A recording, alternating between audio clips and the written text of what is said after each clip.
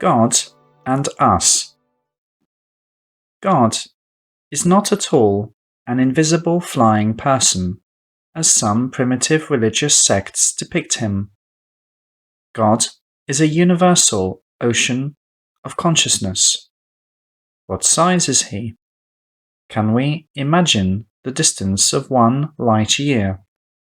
This is an astronomical space measure equal to the distance that light covers in 1 year in Earth's time measures. Astronomers discovered cosmic objects located at a distance of billions of light years. But God is still larger, for the universe is infinite. He is infinitely large. However large we consider our planet to be, when we walk, tired, across its surface or fly around it, the Earth is negligibly small compared to the greatness of the ocean of the Creator's consciousness. The Earth is just one of the countless islets of matter created by Him within the ocean.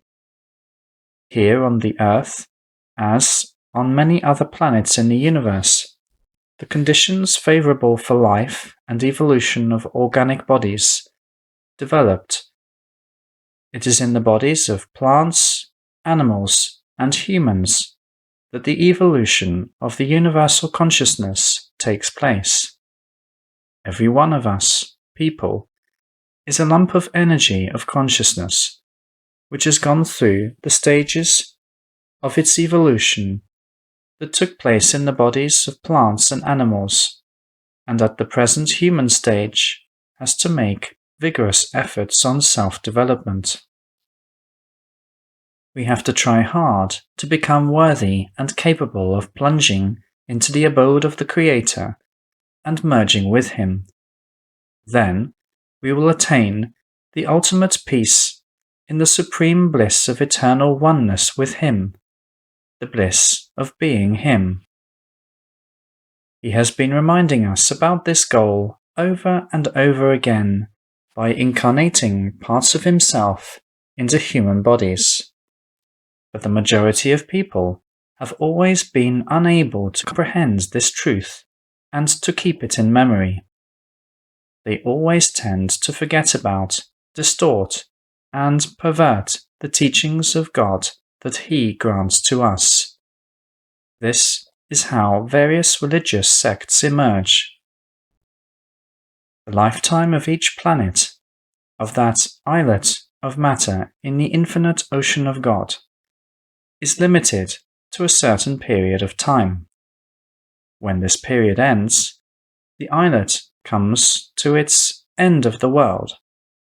Those consciousnesses, souls, that failed to reach mergence with God get destroyed, disintegrated. But those who have attained the state of mergence enrich Him with themselves. Thus they completely realize the meaning of their lives and their love for God in mergence with Him.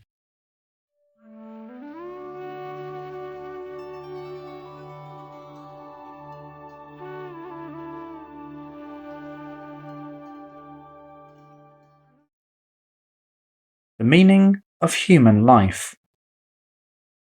The question of the meaning of life gets inevitably raised before any person who matures in his or her development, moving up from the instinctive-reflexive stage to the really human one, at which the intellect begins to dominate in choosing one's way of living and conduct.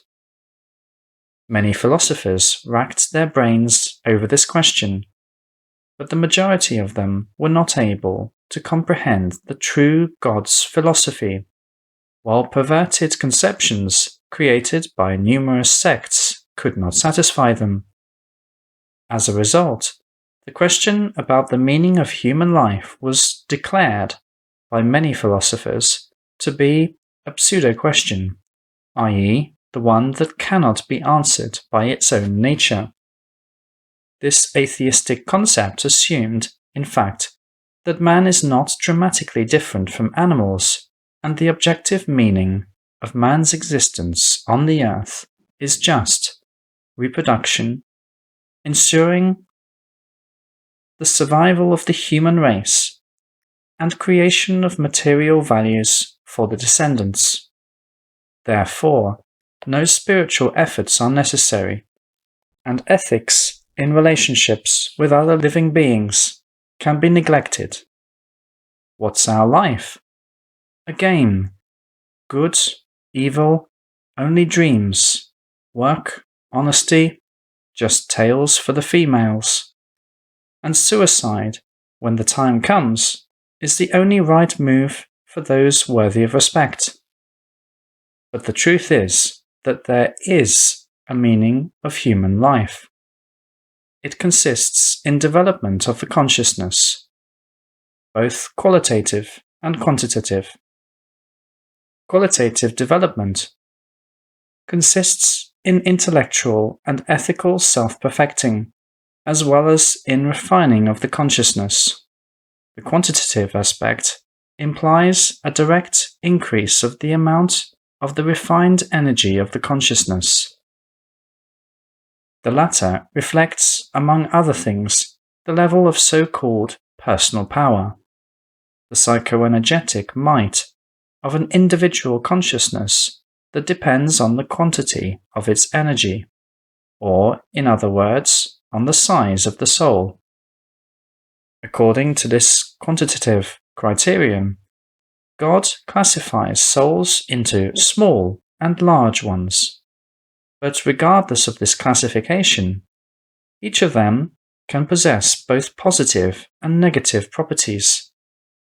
God calls small souls that have developed negative properties demoniac ones.